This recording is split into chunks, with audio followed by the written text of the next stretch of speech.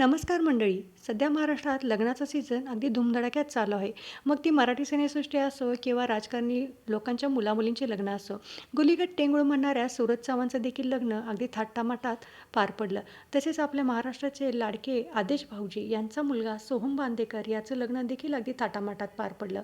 तसेच 2 डिसेंबरला आपल्या सगळ्यांची लाडकी अभिनेत्री जिने छत्रपती स्वराज्यरक्षक संभाजी या मालिकेतून अगदी घराघरांमध्ये स्थान निर्माण केलं होतं. म्हणजे प्राजक्ता गायकवाड हिचा विवाह देखील अगदी शाही थाटामाटात पार पडला. जणू सगळ्या लोकांच्या डोळ्याचे पारणच फेटले. भव्य अशी आतषबाजी, भले मोठे सेट, अनेक नामांकित मंडळी या विवाहावेळी हजर झाली होती. परंतु या प्राजक्ता गायकवाड आणि शंभूराज यांच्या विवाहाच्या वेळी झालेल्या रिसेप्शनच्या ग्रँड एंट्रीने मात्र काही हिंदू धर्मीयांच्या भावना दुखावल्या आहेत. नेमकं काय झालं ते पाहूया. प्राजक्ता गायकवाड यांचा विवाह अगदी थाटामाटात, अगदी शाही पद्धतीने पार पडला. परंतु या विवाहानंतर होणाऱ्या रिसेप्शनच्या वेळी प्राजक्ता गायकवाड यांनी जी ग्रँड एंट्री घेतली ती एका भव्य नंदीवरून घेतली आणि याच भव्य नंदीच्या खालच्या बाजूला भगवान शंकरांच्या वेशभूषेत एक व्यक्ती पायी चालत होता.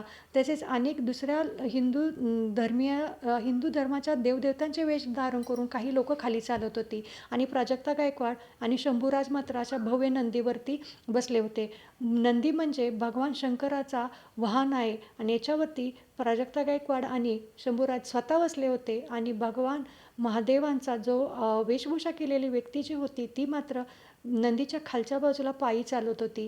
हे हे पाहून मात्र काही लोकांच्या भावना दुखावल्या आहेत. यामुळे प्राजक्ता गायकवाड भलतीच ट्रोल झाली आहे. यामुळे सोशल मीडियावर देखील प्राजक्ता गायकवाड हिला नेटकऱ्यांनी चांगलंच फैलावर घेतलं आहे. कारण याच्यामध्ये हिंदू धर्मियांच्या भावना चांगल्याच दुखावल्या आहेत. काही नेटकऱ्यांच्या मते ही अशी थीम यांनी लोकांनी ठेवलीच कशी? ही थीम ठेवताना यांना जरा देखील आपल्या संस्कृतीचा, आपल्या हिंदू धर्माचा विचार यांच्या डोक्यात कसा काय आला नाही? कारण जे आपले आराध्य दैवत आहेत यांना खाली पायी चालत ठेवून आपण त्यांच्या वाहनावरती म्हणजे नंदीवरती बसून ग्रँड एंट्री कशी घेऊ शकतो? असं लोकांचं मत आहे. याच्याबद्दल तुम्हाला काय वाटतं हे मला कमेंट करून नक्कीच सांगा.